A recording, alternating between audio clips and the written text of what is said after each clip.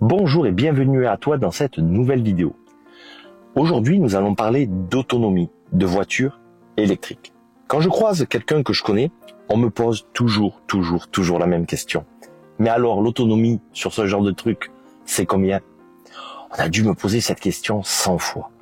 C'est donc le sujet que je vais traiter dans cette vidéo pour te donner ma réponse et pour essayer d'éclairer toutes ces personnes qui ont toujours la même question et donc de partager avec vous dans les commentaires vos réponses à ce genre de questions. On va commencer par un peu d'analyse. Comment est donnée la consommation sur un véhicule thermique? D'ailleurs, c'est assez marrant.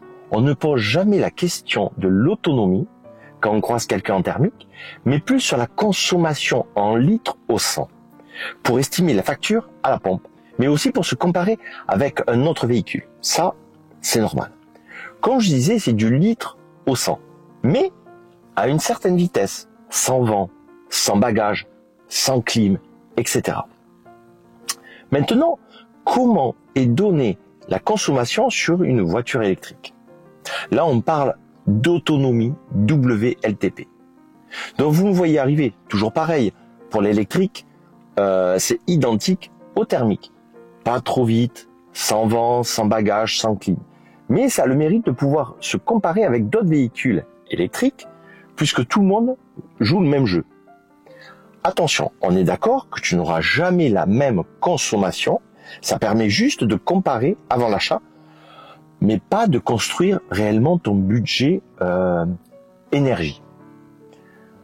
Pour te donner une idée, la mienne, une Tesla Model 3 de 2021, a une conso WLTP, tu vois, je dis une conso, alors que c'est une autonomie WLTP, de 430 à 440 km, car les constructeurs ont bien compris que la grande question était l'autonomie et non pas la consommation.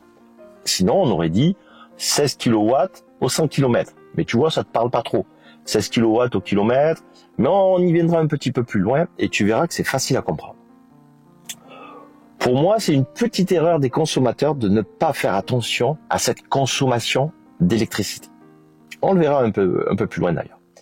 Car dans mon cas, la Tesla Model 3 de 2021 était un véritable chameau. Et je trouve ça très important. Car si elle consomme moins, elle a plus d'autonomie. Mais après, tu vas me dire, ouais, Jérôme, c'est pas grave, j'ai une plus grosse batterie. Oui, mais voilà. Qui dit plus grosse batterie, dit plus de temps pour la charger, même au superchargeur. On va parcourir, par exemple, moi je vais parcourir 250 km, je vais m'arrêter au superchargeur, et là je vais recharger pendant 25 minutes. Quelqu'un qui va avoir, par exemple, le double d'autonomie que moi, un Model S, avec une grosse batterie, par exemple, sur une Tesla Model S, va peut-être faire 500 km. Mais quand il va arriver au superchargeur, au prochain superchargeur, lui, il va s'arrêter 50 minutes, mais au bout de 500 km. Alors que moi, avec mes 250, je m'arrête tous les 2 heures, et ça permet déjà de se reposer un petit peu, et de pas attendre 50 minutes. On attend 25 minutes, le temps que ça charge, le temps de prendre une collation, le temps que tout le monde aille au WC, et on repart tranquillement. Et on s'est reposé tous les 2 heures, comme c'est préconisé. Et franchement, moi, je trouve ça très très bien. Alors bien sûr, il y a des rouleurs qui vont vouloir rouler 500 km sans s'arrêter, mais derrière, ils vont pas gagner plus de temps puisqu'ils vont s'arrêter 50 minutes. Donc est-ce que tu vois un petit peu l'astuce? Mais ça, je pense que dans les années qui vont arriver, on va s'habituer à tout ça. Donc l'autonomie réelle, ma consommation réelle donnée par la voiture sur l'écran, c'est 16 kW pour 100 km. Alors tu vas me dire, mais pour nous qui sommes sur une thermique, ça me parle pas. Mais rassure-toi, ça me parlait pas non plus à moi. Alors, j'ai cheminé. Comme toute nouveauté, il faut apprendre et toujours apprendre. Toute notre vie, on fait ça. C'est ce qui est génial. Je sais pas ce que tu en penses, mais moi je trouve ça génial. Entre parenthèses, je ne sais pas pour toi, mais moi il me faut toujours un projet. Sinon, franchement, je m'ennuie. Donc revenons à nos 16 kg au 100 km. En fait, la batterie de ma Model 3 est de 50 kg. Donc si j'en consomme 16 pour 100 km, j'aurai une autonomie de 312 km. Mais Jérôme, tu vas me dire, c'est loin du WLTP annoncé à 400 et quelques. Oui, c'est même très loin, car je te rappelle que c'est sans vent, sans bagage, sans clim, à une vitesse constante, sans avoir le pied trop lourd. Tu comprends le principe. Mais alors l'autonomie, est-ce que c'est vraiment un problème?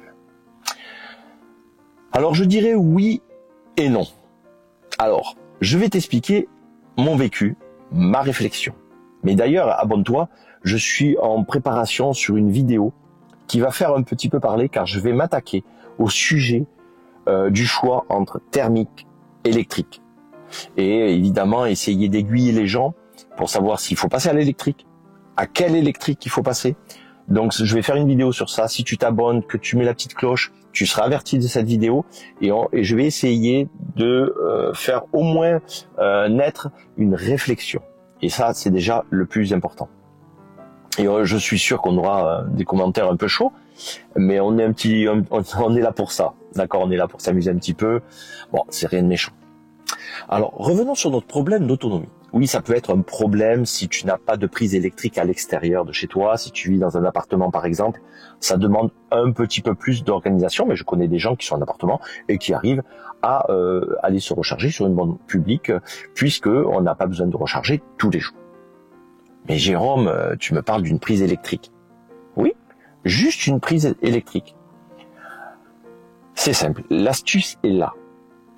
Quand je suis autour de chez moi, j'ai aucune crainte. Je sais que le soir, je vais me retrouver dans mon domicile et donc charger la nuit.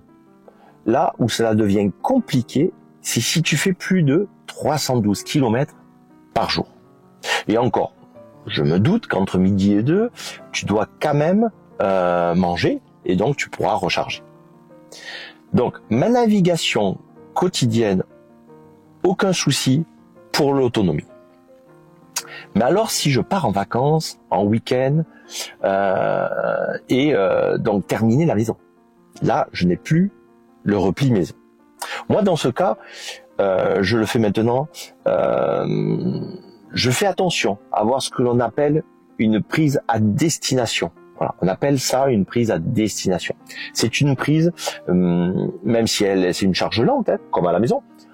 En journée, tu te balades autour de ta location, et quand tu rentres à l'hôtel ou à la maison, à l'Airbnb, en camping, tu recharges au moment où tu dors, donc la nuit. Et le lendemain, tu peux refaire ton circuit comme si tu étais à la maison. Tu vois, je retrouve un petit peu mon système maison. Alors peut-être légèrement plus cher, mais c'est juste pour les vacances. Donc au niveau budget, ça va pas exploser le budget. Ensuite, tu vas me dire, il y a les longs trajets pour rejoindre justement mon lieu de vacances. Oui, mais les longues balades, dans ce cas, il y a nos fameux superchargeurs. Il y a une toile qui est tissée dans toute la France. Tu ne peux pas faire 150 km sans avoir une borne à charge rapide. Tu sais, les bornes à charge rapide, Tesla. Et c'est pour ça que c'est important que tu suives ma prochaine vidéo et tu comprendras l'astuce. Tu les trouveras facilement, donc toutes ces bornes, elles sont dans le GPS de la voiture. Donc tu indiques la destination de ton lieu de vacances, la voiture fait le reste. J'ai d'ailleurs fait un gros road trip l'an dernier. On est parti de Toulouse pour aller à Venise, et là, aucun souci sur le trajet. Les superchargeurs. Et j'avais en plus une charge à destination, un Airbnb avec une maison. Et donc, j'avais prévu et j'avais averti la personne comme quoi j'allais recharger la voiture, il n'y a pas eu de problème. Voilà. Donc, mais tout le long du trajet, j'ai utilisé les superchargeurs. On a fait d'ailleurs une halte à mi-chemin à l'hôtel pour dormir une nuit. Et à l'hôtel, il y avait d'ailleurs une borne. J'avais fait un petit peu attention, mais il y avait une borne au sous-sol avec une place pour la voiture électrique. Et pour se brancher, d'ailleurs, c'était une borne Tesla, et l'hôtel me l'a offert m'a offert la charge.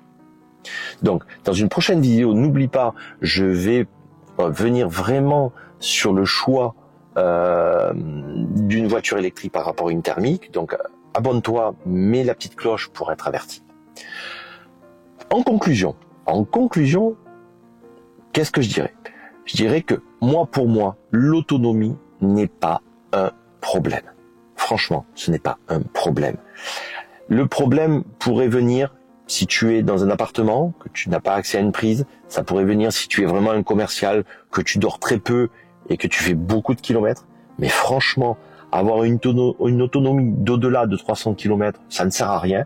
Il faut quand même avoir, comme moi, réel, hein, moi je parle réel, tu devrais pouvoir t'en sortir avec 250 à 300 km d'autonomie. Alors on va arrondir, 300 km d'autonomie sur ta voiture, tu t'en sors tranquillement si tu as une prise extérieure chez toi. Parce qu'après, superchargeur quand tu pars en vacances, tu as les hôtels, tu as les villes qui sont beaucoup équipées de bornes électriques, tu vas voir les campings. Donc là, franchement, l'autonomie n'est pas vraiment un problème. Il ne faut pas avoir peur de tomber en panne, ce n'est pas possible. Même si des fois je me suis fait peur parce que j'ai raté la sortie d'autoroute, il n'y a aucun risque. Voilà, j'espère que cette vidéo t'a plu, j'espère que j'aurai des commentaires. C'est pas mal de boulot, donc je vous remercie de m'avoir suivi pour ceux qui sont restés jusqu'au bout. Et je te dis à très bientôt pour la prochaine vidéo qui risque d'être pas mal. Allez, à ciao!